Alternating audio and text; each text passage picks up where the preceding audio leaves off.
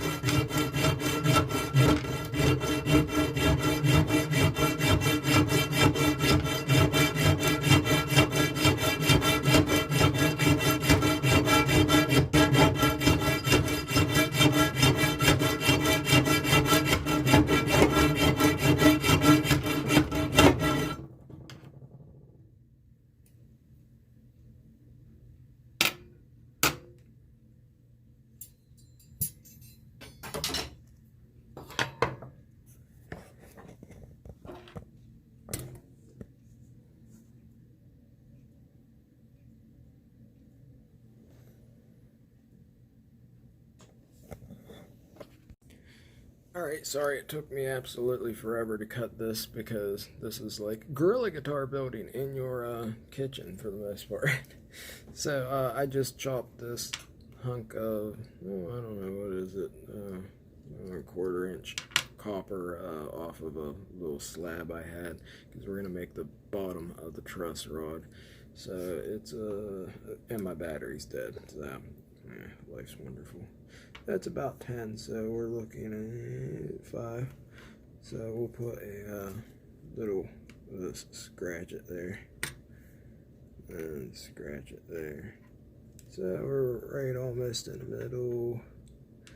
What you got here? We got 4, so I cut it at 4. Actually, I cut it at 5, but I ended up sanding some off, but that's okay. So we're going to put it around tip. Right there. And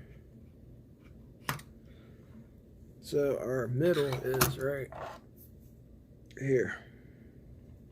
So I don't know what the hell these things are called. You can break like a window with that stuff. Some kind of punch. They punch a hole in the whatever the hell metal is. I hope I got the camera lined up there. So this is a tap set. Now the die set is, we'll be putting 10-30 seconds thread on the truss rod on either side. The key to that is oil and a vise. You can't just have your wife hold on to it like I've tried, trust me. It's too goddamn hard. But the drill bit that comes with this is perfect for drilling the right size hole to get in to tap it. Now, as long as I don't drill through my table here.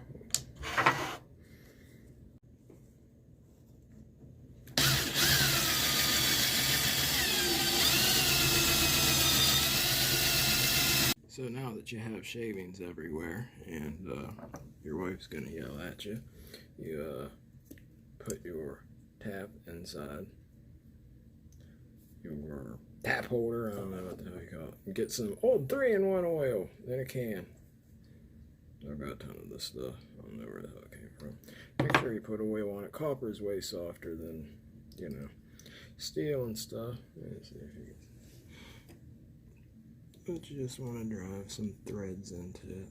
Now we're going to end up painting the end of the truss rod anyway, so.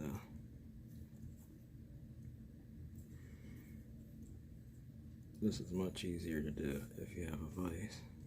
But if you don't have a vise, it's alright. You can use a clamp,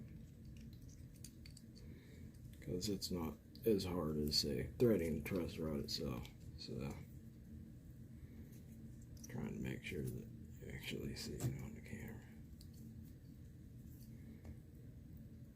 Again, most of the time the key to this is going slow and making sure there's a lot of oil on it.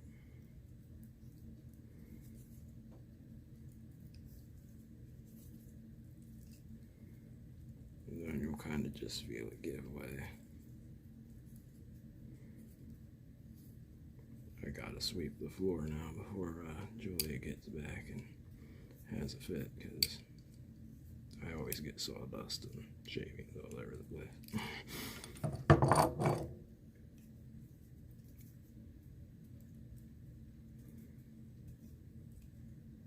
But now this will be the end of the truss rod.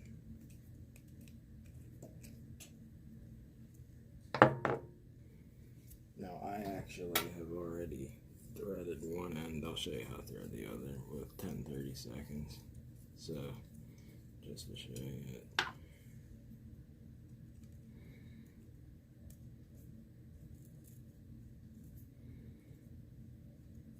You go on, that'll be in the very bottom like that.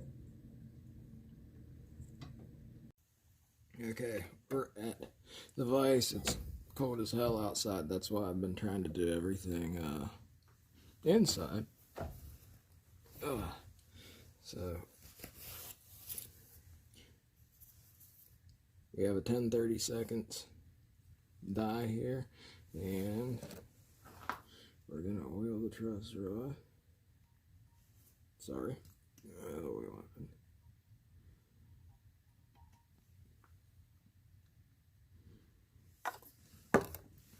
Yeah, again, you can't really have your wife just hold this, because it just doesn't work, man.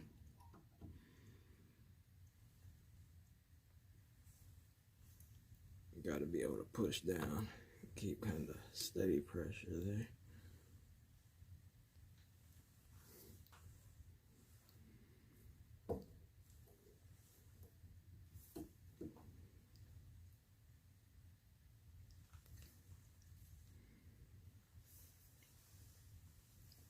You want it to be straight.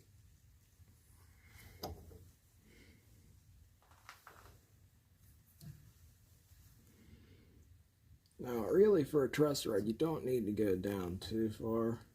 I always end up going way further than I have to, but I mean, it's not like it's gonna hurt anything. Again, the key to not breaking your stuff is to make sure it's oiled. You'll start to see the shavings, I think, as long as I got the camera there and that oil's not in the way. But yeah, I use that piece of copper. Copper sounds better. Some people use brass. Some people, like Gibson, everybody, they just use steel. You can buy, you know, ends, just like truss rod nuts and stuff. You can make them yourself. You can buy them, just like you can the nut. You can buy the barrel at the end. But I mean, yeah, they're a couple dollars. But what the hell, you might as well just make your own.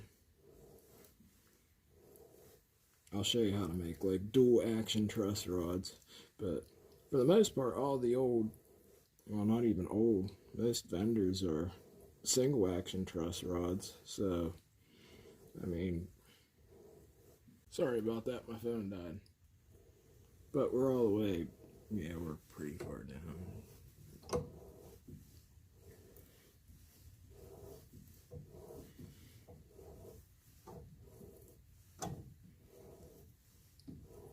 Yeah, these shavings, my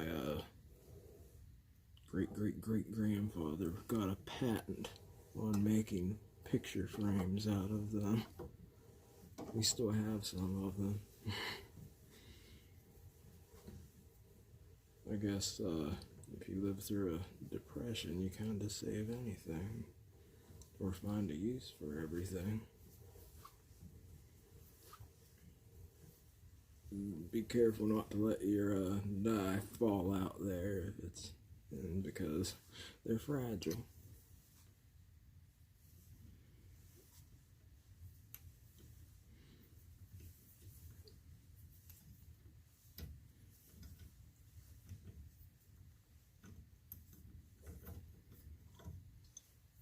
Okay, there you go. Now, here's the bullet truss rod that truss rod nut that I got, because we're going to go with a bullet theme. Let's see if it fits.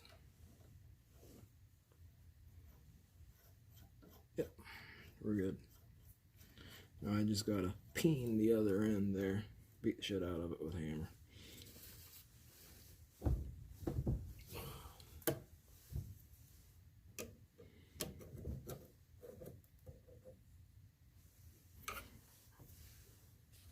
I don't happen to see a ball peen hammer, so we're just going to smack it with this. Just need to round the edges there.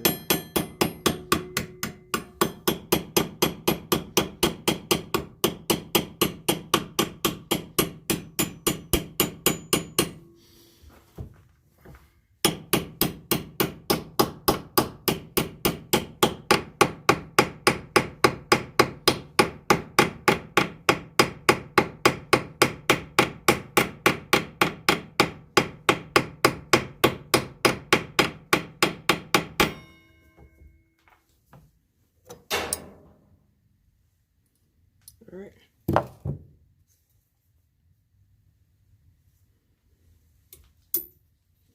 And here's your finished truss rod.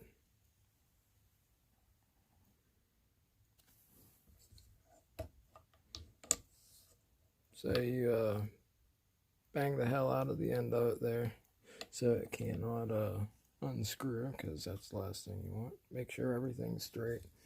And there, that's how you thread 10-30 seconds tube with and make a truss rod. Now the dual action ones just have a second bar essentially welded to it, so whenever you turn it one direction, it tightens and pushes it that direction. Do it the other way, it goes the other way. Of course, the nut is meant not to come off on this. I'll show you how to make those too.